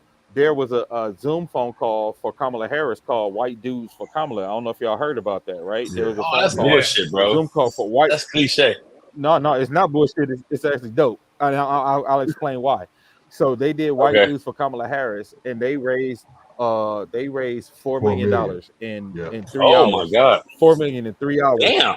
So when that happened, guess what? Elon suspended their account. Oh shit! You never make president on my watch. Yeah. Because when how many times? What minutes? Like, what was the duration of time? A few hours. Yeah. Like how many hours was it? 3 or 4 hours. Yeah, 4 million. 3 to 4 hours. Because when she had made $1 million an hour. When she had made her announcement that she was going to, more or less move forward with it, I know that there was a lot of tech companies that literally fell in line to support her. And that's where I started reading, and I saw this whole comment about Elon. Like, I didn't necessarily say X, Y, and Z. I didn't realize that, he was doing all the other stuff because I don't pay attention to his stuff on Twitter. Yeah, I do. I do. I And can't Quincy, escape the shit. Mhm. yeah, I was It gonna seems say like, Quincy made a man. good point. Go ahead, Dan. I would say Quincy had made a good point. He said like basically he's using Twitter to try to manipulate the election with Mhm. the stuff he's saying, the people whose accounts that he's muting uh and deleting and suspending and all that stuff. He's using it basically like his own personal, like, if you ain't with Trump, and you remember his whole thing was he wanted to buy Twitter so everybody wouldn't be censored, but now he's censoring everybody who don't agree with him. So that shit is really crazy. But brought me to the point, Daryl. So the reason there was even a call white dudes for Kamala Harris was because the night that she was officially, well, the night that she was endorsed by Biden to be the presumptive nominee, the next day, or no, was it that same night? That Sunday night, The same night. black women started the first one. It was a Zoom call called Black Women for Kamala Harris, and they got on and they had 120,000 black women, and they raised Oh, that's good they numbers. raised 2.5 million. They raised 2.5 million. But I think by the end of theirs, they had raised 8 million. I think the next day. Yeah. Damn. By the end of the next day, the Shit. black women had raised 8 million. So then the next Okay. day, there was black men for Kamala Harris, and I actually got on that call just to see what the temperature was going to be like. And I was shocked at the amount of positive interaction that in the comments and stuff that was there, as opposed to negative comments. So the next night, it was 140,000. No, it was Oh my 110,000 God. black dudes, and black men raised 2.8 million that night. So then the next night after that, it was white women for Kamala Yeah. Harris, and the white women Oh, had get the fuck out of here. 160,000. Get out of Yep, here, bro. yep. Yeah. Get the fuck out of here. That's the one that cracked me up. That's So. crazy. Yeah, 160,000 white They women, and they they raised. crashed Zoom. Yeah, they crashed Zoom. Not the Wow. not the pale organization, not the pale organization. The pale people. And I Damn, forgot how. Go ahead, Mars. No, I'm gonna say I'll say this. Just imagine what's gonna happen when Taylor and Beyonce endorse Kamala. And I know That's they what I'm probably holding that. afraid of. That's what I'm I know afraid they of, bro. probably because So can I say something? think Not to cut you off. My bad. go ahead. So look, Go ahead. I feel it's cheesy, right? Because they're like soliciting the rappers community's votes, right? I feel like it's like it's like an unfair advantage. You know what I'm saying? Because I they have had to we don't I have have to that. We don't have that privilege, right? So hear me out. We don't have that privilege. If we have a cause, we can't reconsider them. You know what I'm saying? I feel it should be on a level playing field. I have to That's my disagree with only you. advice. I Okay, have go to ahead. disagree with you on that one for the simple fact that Taylor and Beyonce have been very vocal on their support for anything anti-Trump. And you can attest to this, Damon and Quincy. I know we've had conversations within the past elections where there's been a lot more display of involvement in candidates and what it is that they're pushing for and standing for. And I think with these two ladies, they have that platform to not just spread the message or some of the things in which Kamala are pushing for, but also share what is at risk. Well, I have a think question for you, Mars. Do you think it's strategic or is it actually relevant what they're doing? It's more relevant. It has nothing to do with being relevant. strategic. It's relevant because it mobilizes a whole another segment of voters within voting age that normally would probably just be blasé about who's running, or you ask a motherfucker on the street half the time that's 21 who's the attorney general or some shit, they wouldn't even fucking know. They don't even know. I mean? Yeah, right. But when Snoop Dogg says go vote, or you know what I mean, they locked in. Taylor Swift or Beyonce Carter and shit says it, it's likely that there would be some ripples to that. I mean, it may not be everybody just gets up and goes in robot mode and go vote, but the awareness, it definitely makes it show up on people's radar and stuff. Even if they don't endorse a candidate and just say go vote, you know what I'm saying? I think that in itself has the capacity to have an impact. You know. And just to Well, keep it I all the way appreciate the above, interaction. Thank you. yeah, Go ahead. just to keep it Go all, ahead. I say just to keep it Sorry. all the way above, we've always used celebrity endorsements. Like Mhm. we've always utilized celebrity Yeah. endorsements to get out certain people to vote. Like I think, like I said, I think people looking at it different because the celebrities are young hip hop artists. But if you go all the way back to Frank Sinatra and goddamn John F. Kennedy, you know what I'm saying? Like it's always been there. It's always been a part of politics. And I think we would be a little disingenuous to act like it's something different now, just because it's younger artists, because it's Meg the Stallion as opposed to Frank Sinatra. You know what I'm saying? Like it's Mhm. something that's always been there, always been embedded. I can go to almost every presidential nominee throughout the years and tell you what celebrity was kind of attached to them, what Right. celebrity was kind of the one out there pushing for them and bringing them out on their concerts and stuff like that. Like so, it's always been there. And I think actors and we, shit too. yeah, actors too, but I think what's happening is it feels like Kamala is having an unfair advantage because more actors, more celebrities like her than Trump. Mhm. You know what I mean? Like she's able to Mhm. get Meg and Quavo, and Trump got Amber Rose and Hulk She Hogan. should have got Kendrick. Everything would have been fine. Well, that was the next question which I was going to ask you, Dame, is that knowing how involved Kendrick is and knowledgeable of politics, do you see him speaking on it? So this is where For I sure. don't know, but I know that she's using that's funny Not you like said us as ratings far as start the working with but what I will say is I know that Beyonce's Freedom song is being used as Mhm. Kamala's main campaign song right now in all her ads. Whenever she goes to do a speech, Freedom is the song that they're playing. And I know Kendrick is on that song. Mhm. So if he is inclined to participate, because I have never seen him really participate on a political level, but if he was to participate in the political level at this point on this scale, one, it would be huge for Mhm. Kamala if he did. It would be Right. that would be a huge endorsement, a huge get, especially with the heat he got on him right now. And I Mhm. think that would put her in a whole different kind of echelon with the 18 to 34 crowd. You know what I Right. mean? Well, like I said, but I feel like she's doing a good job with outreach right now. Like I said, having Yeah. Meg the Stallion, who has 70 million followers, and Quavo, and I'm sure, and she's going to get some of the Beehive because she's using Freedom. Like she's Right. doing a good job of kind of like picking up those 18 to 34s that nobody think about. You know what I'm saying? Like that nobody has actually. You know what I'm saying? Um, that people have forgotten about or that people don't take serious. Because that's one Right. of the things you see in the comments is like, oh, I don't take her serious because she did that. I'm like, that's funny you say that because these people, these kids in the audience with all this excitement and all this energy, they are taking her very serious because they feel like she's listening to them. She feels like they feel like she's talking to them.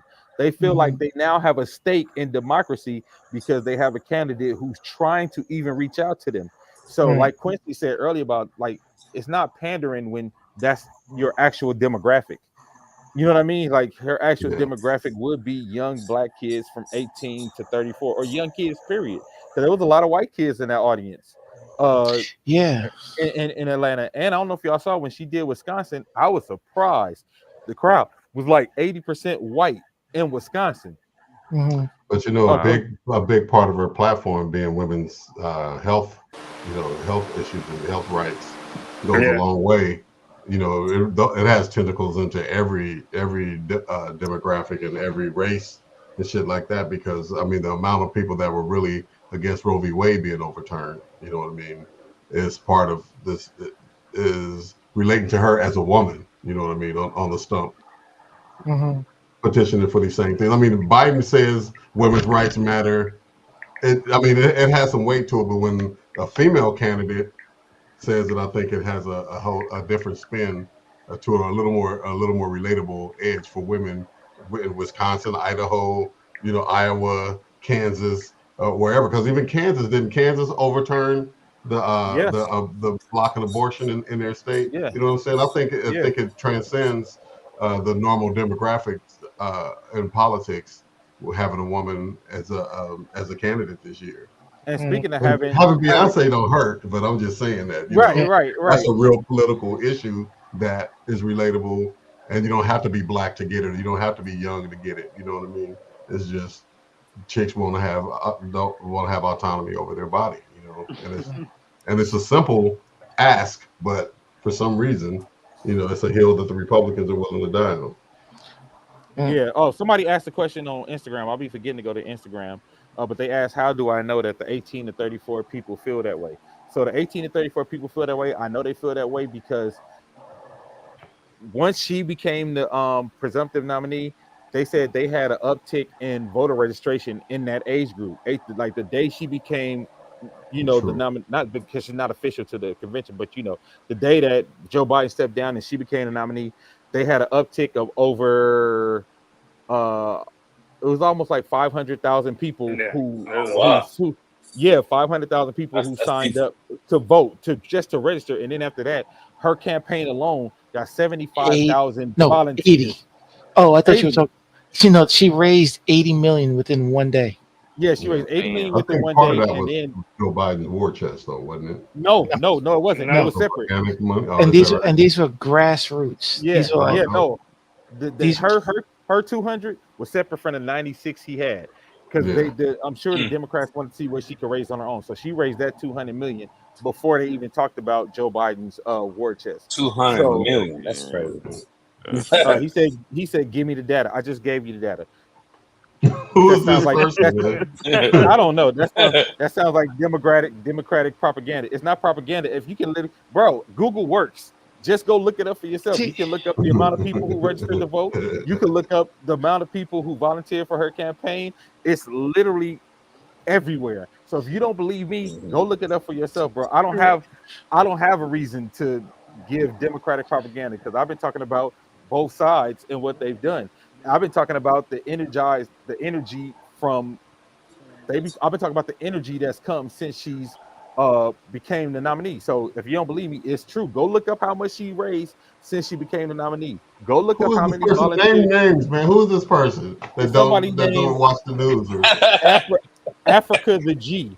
And he said, I'm saying what somebody said. I'm not saying what somebody said. I'm saying what I read for myself, brother. So this is what I see. Can he vote in this country if that's the case? Like, what I believe you can. I'm not fully equipped. I think you can. I really think you can. I'm suspicious of that account, man. I'm gonna go look this person. Africa That's what's up, B-Ray. I like it. The G. Chairman Africa of the Black Panther Party. Okay. All right. So you know that's some 14-year-old white kid. Hey, Rex. All I can say is that at the next convention, I want to be there if Meg is there. That's a great A. You'll be running for president next time, bro. But like I was saying. All right, Morris, I see you. The energy that is behind her right now is something that Joe Biden didn't have.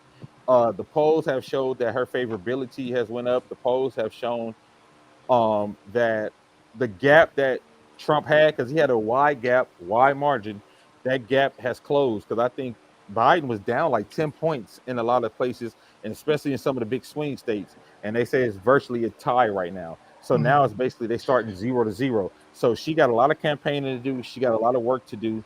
But that's what's going on. It's one of the reasons why he don't want to debate her. Yeah.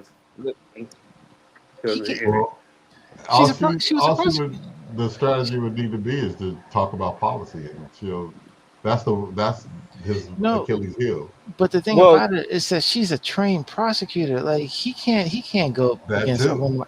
She's a prosecutor, and it's a black woman with attitude. But you ain't even got to be all that. I could go up there and ask the motherfucker what he's gonna do about policies and shit.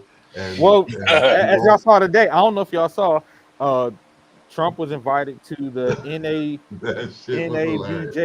National Alliance of Black Journalists today, and they were asking him specific questions about policy, and he could not answer his specific questions about policy. He just said, I'm going to do a great job. I'm going to bring down inflation. And once we bring down, and then they said, so how are you going to bring down inflation? He couldn't answer. He just kept saying, just know we're going to bring it down. So then he's talking about immigration. even when he was talking about immigration, and again, for myself, I like to go by the facts. He was talking about how immigration is so bad now. Well, right now, the border has less border crossings than they did when Trump presidency ended. What people don't know is, because I know the Democrats don't like to say this because they be trying to hide it so they can keep that Latino vote. But the Democrats have deported more folks than the Republicans ever. You know what they called Obama? They Off called him top. the deporter. They called him the deporter in chief. So all this that they saw No. on the border, yeah, they did. They called it, yeah. Yeah. So go look it up. So all Obama this, was getting niggas up out of here. yeah, That's crazy, bro. That fool deported his Wow. brother. Oh shit. Quincy, I need your information, Quincy. I like you, bro. You dope. I ain't gonna lie to you. Can I ask you a question about the immigration? yeah. It's this narrative that immigrants is taking black jobs. How many of y'all know somebody who had their job taken by immigrants? Well, I'll tell you something. I wanted because I So I'll speak on something, right? I ain't never met a black person that said, "Damn, I could have had that job, but they gave it to a Mexican." So I'm in the union. Excuse my French. I'm in the union. I'm a commercial painter. I'm a level 3 apprentice. I'm starting from the bottom, right? There's never been an opportunity where a Hispanic has taken my job. I show up an hour early every single day. The biggest thing for me is there were different multiple personalities. Working is easy for me. I show up. I can get hammered, drink my drink, smoke my cigars, and then show up an hour early every day. It's not about that. It's about work ethic.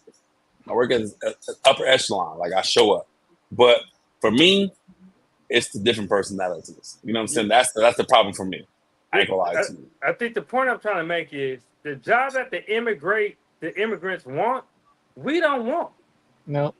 But there's this narrative that they're taking our jobs, and I don't think that's true. There's 6 of us on this call. Do any of us know any black person who complained about immigrants taking their job? Never. Well, just what they say like Hispanics. They say Hispanics take the job because they being lazy, but they never say immigrants. Well, Daryl, that's a Republican talking point too, right? Because they basically trying to pit us against each other by saying, right. That's all that is. But I will say a vast, large amount of the immigrants who do work here, they work jobs, and I know this because I've been doing some work with the Black Farmers Index with one of my homegirls. She's been teaching me, teaching me about what the Black farmers have been doing in all the different states and the outreach. Yeah, so one of the things that the Black farmers have been saying, and even a white farmer, I gotta find it because it was like a white Republican conservative farmer said this. They said they put in the newspaper first, they post on social media, and they do like all the classified ads to try to get people to come work the farms with them during harvesting season. And the shit not easy, it's hard, it's in the heat, it's real hard labor work. And they said they can't get nobody to work for them. So a lot of times they have to end up hiring immigrants. And there's this program, I forgot the name of the program, but there's this program where you hire immigrants to come in and work your farm, and they work your farm for the season, and you got to give them housing and pay them. And there's a certain amount. Yeah, there's a certain amount that they get, but they go back home after farming season is over. It's called like HB2LA or something like that. But the Black farmers have said people think we want to hire them. They said we get penalized. Like when we have to hire them, we get an extra tax on us as farmers because we have to hire people from outside the country. They said, but we have to hire them because we can't get people to take these jobs, and we've been trying to get people to take these jobs for years. Send me the link. That's just to give you. I will. But that's just to give y'all some more. You know what I'm saying? Some more background on what's really going on. Crazy. I think for us, I ain't trying to be funny, but farming might seem a little triggering for us. Right. Like in the field, cotton shit. I got you, right? But I'm a worker. As long as there ain't no bullshit overhead, I'm going to show up and get my money. You know what I'm saying? I'm a worker. I like to have calluses on my hands at the end of the day, but I understand what you're saying. I appreciate it. I can see farming being a little triggering for me. Right. I'm out there and it's hot and somebody yell at me, I might square up. It's just high level gardening. I love man. it. That's all. It's You're just right. You're right, bro. I love it. That's what's up. Yeah. Hey, but you know, a funny thing in connection to this job taking concept is that in Georgia, when Ron DeSantis enacted this thing about I forget what the policy was, but it was something to do with anti-immigration and preventing certain status of aliens working in the country to not be able to do their jobs. So basically, Right. the form when he enacted that, and the Mexicans weren't able to show up for the jobs that they were already doing in the country, the construction industry tanked in Atlanta or in Georgia. No, DeSantis is Florida, right? I'm sorry, in Florida. So the construction industry tanked in Florida, and the agricultural industry just came to a screeching halt. And I was watching a special on, I think, NBC or one of the news specials where somebody was like the man on the street thing, driving through like these subdivisions that were like a couple of days before were active construction projects with 2, 3, 4, 5, 6 houses being built all at the same time, getting the framing up and they doing their job and shit like that. And there was nothing. Everything was all it was all quiet. Each of those houses, they look like a ghost town, right? And then it rained, and then all the supplies that were sitting out there that should have been actually in use and installed into the houses, they got all wet and they couldn't be used. Like the wood got warped and shit like that because it got wet and then it got hot. And so the housing industry just took a major bullet because of that, and the agricultural industry, the whatever the crops were that they would be picking and to go to market, they were just rotting in the fields and shit like that because dude got so high level with his racism and shit and kicked out all the Mexicans out of those jobs, thinking that there was going to be a flood of people like finally, thank God I can get a job and like go and pick strawberries and shit like that. And when the Mexicans left, nobody came and took those jobs and shit. So you got to be careful what you wish for with this whole they're coming in and taking our jobs kind of shit. So, Dan, let me ask you this question. How do you feel? Hold on, I got to address some comments. Hold on, I got to address some comments. So he said, Africa the G said, in the factories, they hire undocumented because they pay them less. They don't pay them less. Like I said, in this program, there's a specific amount you have to pay. Like you don't get away with, like, when you put them, because this is a government program that you put them through. And again, you could pay black people the exact same thing. So if you saying they don't pay enough, that's why they're not taking the jobs. Okay, so then you can't say that they're taking black people jobs if you saying they don't pay enough and they don't want those jobs. And that's what Quincy's point was. Why you saying we sound like MSNBC? Quincy's point was a lot of those jobs that y'all saying. Tell that nigga name again, man. AFRIKA. And what else? Yeah. The G, THE. Yeah, Africa the G. Yeah, go Africa the G on Instagram. Instagram. Oh, okay. Well, let me ask you this. Speaking of taking jobs, how do you feel about Disney taking all those Fox viewerships with the Deadpool movie? Bro. Hey, Deadpool was bullshit, bro. That shit was bullshit, bro. What? You tripping? You what? Oh, you bugged out. Man, I went to sleep, bro. I went to sleep. So that's at 4 a.m. That shit bring was up. Look, that's what it is, right? So when I go out to movie with Tia, I fall asleep. That's just me. I don't know what it is. I was gonna say, like, if you fell asleep, she take me to the spots where they have reclining seats and we pregame. That's the problem. But wait, Mars. Before we go there, hold on. Before we go there, bro, I want to talk about Trump at the end. We ain't talk about that. I want to talk about some of the things he said. And first of all, Quincy, let me ask you this: do you feel like, because some people were upset that he was even invited? I wasn't upset because I feel like as a journalist, you should talk to everybody and you should give everybody a chance. If you agree or not, that's just me. I feel like as a journalist, especially if you get a chance to talk to the presidential candidates, you talk to both. But I know the co-chair quit because they invited Trump. Do you think so? That's my first question to the panel. Do you think they should have invited Trump to speak? I do. I just think the panel wasn't right. You got to have the right people on the panel. You got a chick from Fox News. She was softballing like black people don't care about. He was really giving respectful responses to too. Yeah, like black people don't give a damn about JD Vance or whatever his name is. we want to know the questions that what's her name, Rachel Scott was asking. That's why he was getting mad at her, because those are the real questions we want to know. And so no, I felt that he should have been invited, but I would like to have seen Roland up there. I would Yeah. like to see Joy Reid up there. I would like to see April Ryan up there. A couple of people who I know that would not have allowed him to just filibuster them like that and sit up there and lie. Well, I But, heard but I, so I heard one of the reasons that they were late because Trump was fighting against them being able to fact check him. Because that's Yeah, a big thing. Even of when he course does he his was. debate, Right, he right, don't want to right. Of be Yeah, course he he fact was. tripping. checked. He don't want to be fact checked live. So that was one of the big things that they were fighting before. Even with the audio, they said that he was they were fighting with Trump's camp about them being able to fact check him. So that's why a lot of stuff you heard that they just didn't fact check, and they was trying to be like, okay, cool, let's move on. Because like you said, a lot of times, like for me, give him a chance to lay out his policy. Give him a chance to lay out his policy, because if people say, if they want to rock with his policy, then they have a full picture. But I don't think that he ever really laid out No, his real policy while he was there. I think he had a plan, to me, and I could be wrong. I feel like he wanted to show up to say, look, I showed up for the black people, because you know how he talks, right? Like, look, I showed up for the black people. Kamala didn't, because he even said that right when he was on the panel, and then he was, and it's funny because how he was switching his tone in the middle of the interview while talking to the young lady from Fox and then talking to the young lady from ABC. It was literally like he was in two different interviews at the same time. It was kind of crazy. But what do you think would have made it better?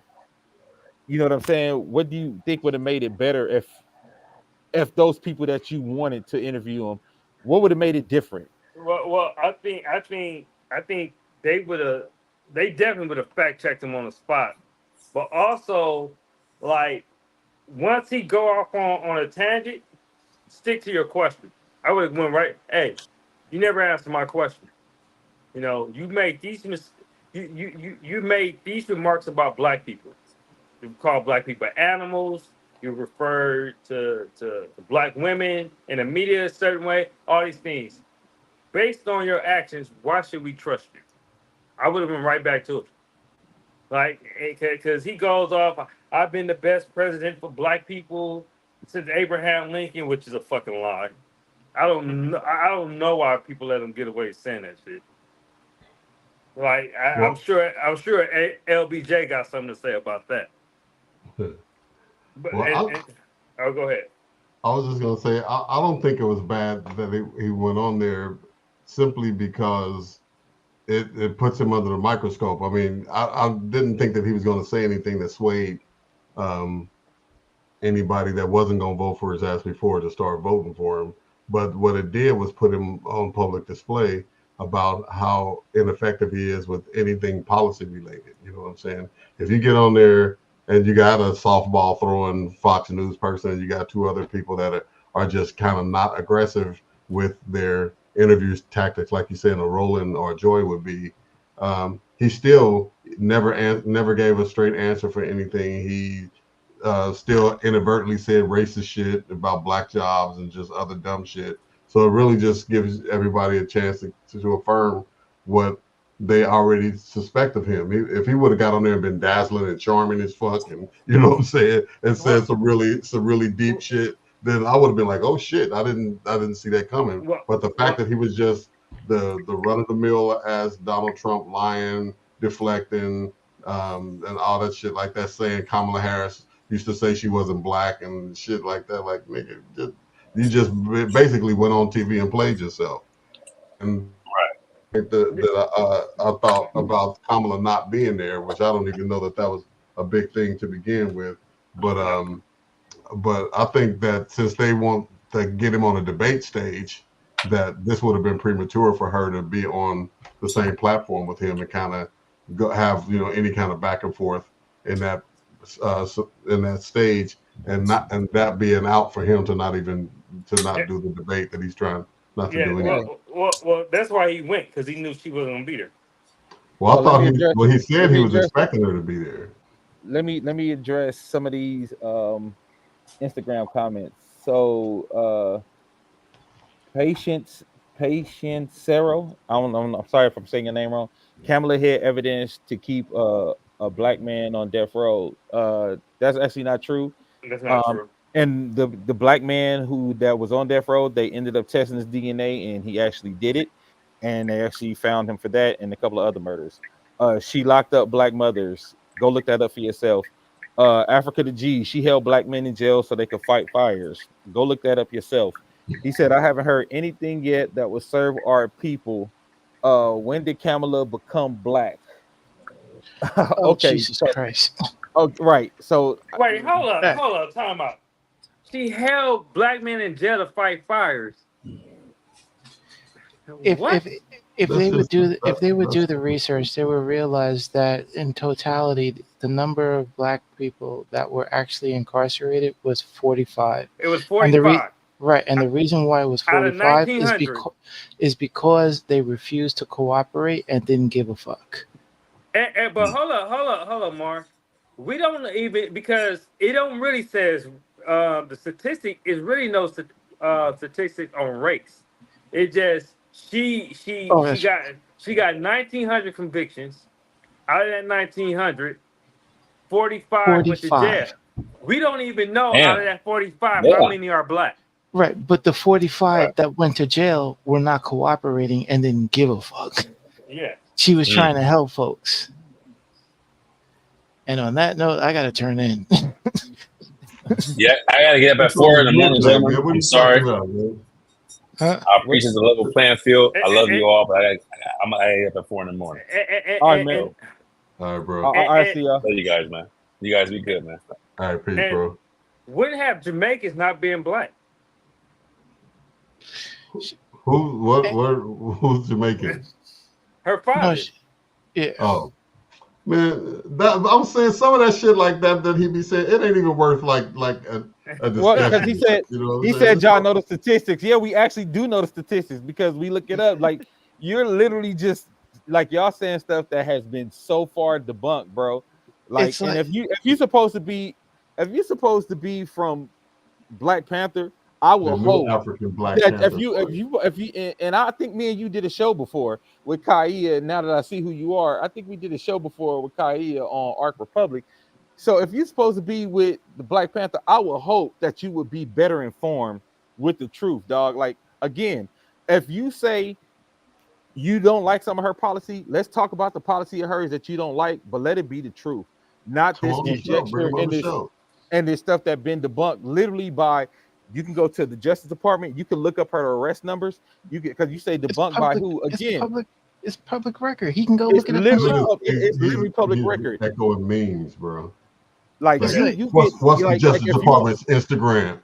like I said, there's many things to criticize, but if we're gonna criticize stuff, let's criticize stuff that actually happened, bro. And I'm from California, so we know what happened. You ain't even from here talking about what happened here when she was the AG. You from Jersey, nigga. Like, come on, bro. Like, what are you talking about? You can't substantiate that man was on death row and he was innocent, because he wasn't. He probably and the answer, patient Sarah said, when did Kamala become black? Well, they literally have a paper her saying she was black in 1989 in college when she had to fill out her paperwork. She said she was black. She didn't say she was Indian on that paperwork. She said it in her memoir that her mom did raise her to appreciate her Indian heritage, but she raised her.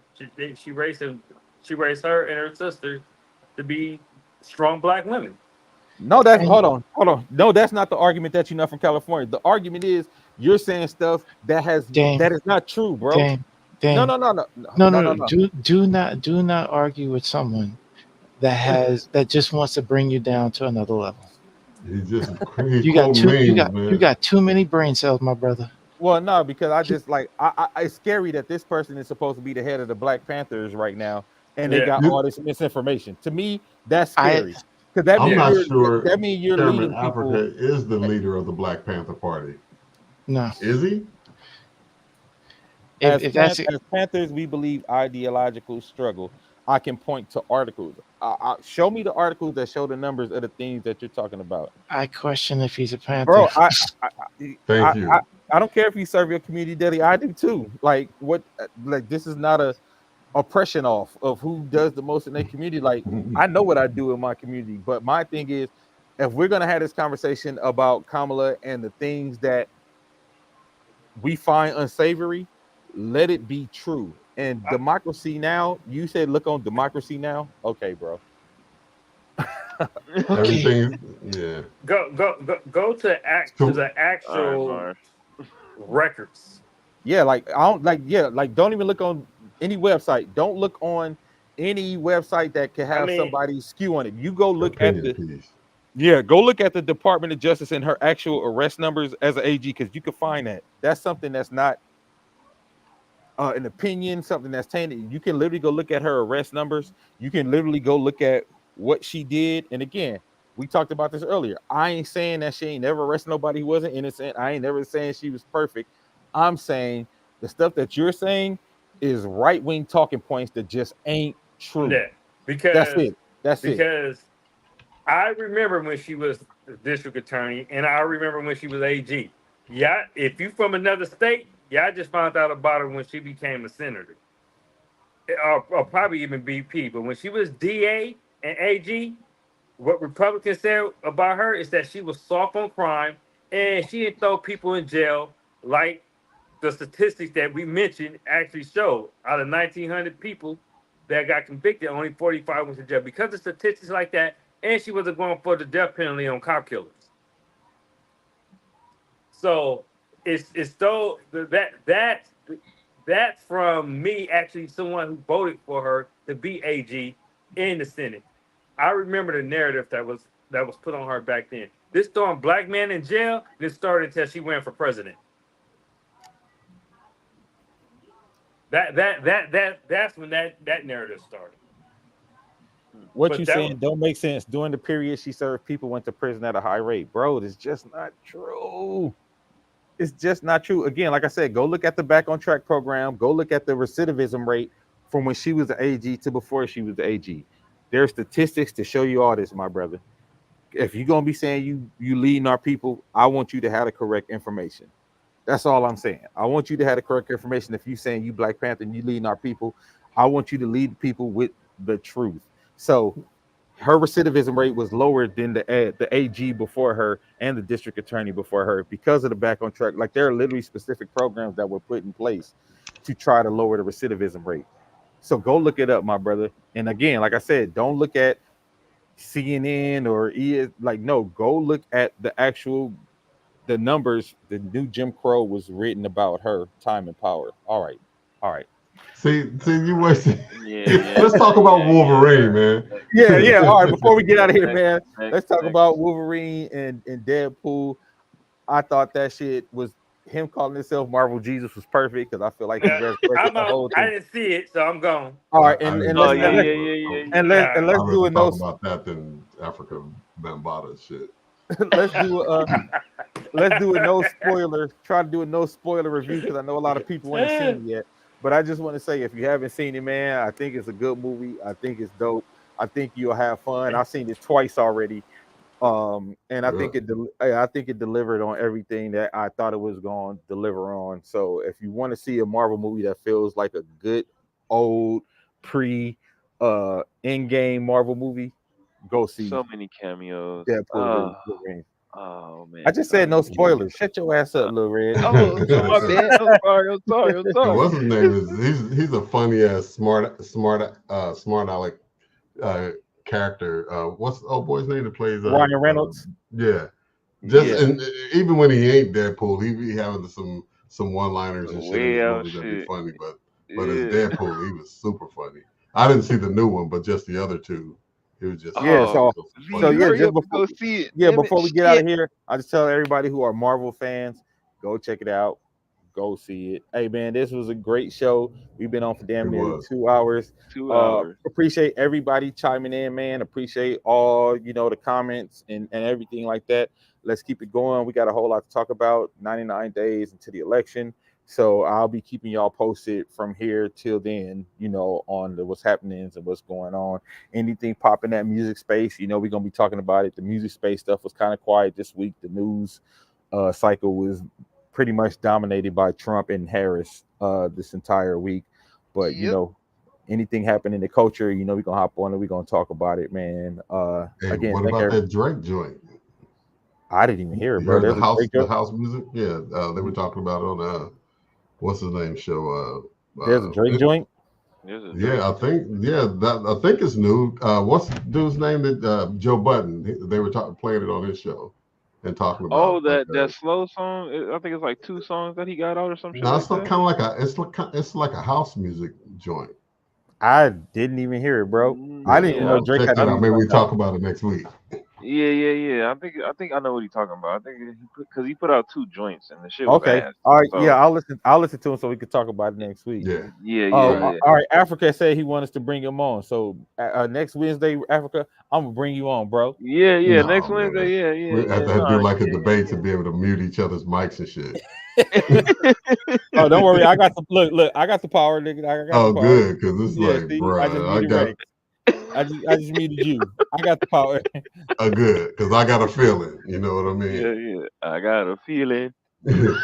All right, y'all. Anyway. All right, y'all. So until next time, this has been Wild Thoughts. Thank everybody for watching, everybody for joining. We'll see y'all next time. If there's anybody I want to talk, anything y'all want to talk about between now and then, hit us up, and we'll make sure we add it to the docket to bring on. All right, later. Hey.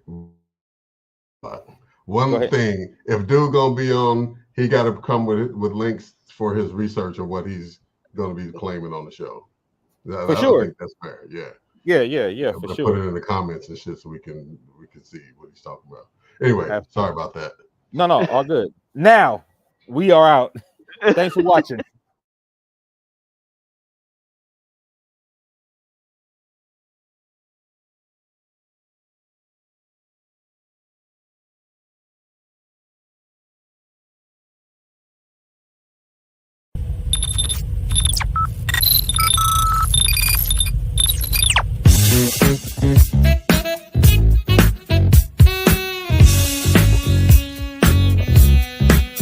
Stop the world, let me off. I don't like this destination.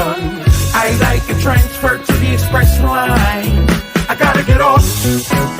Electric slide to the devil doors of life. Things are changing and it ain't the way I like. On the replay, wish I could get a replay. Don't mean to hold ya, but I wanna do over. Gas up the ship, shoot me a text and let me know when it is time. I wanna get off. 1 star, would not recommend.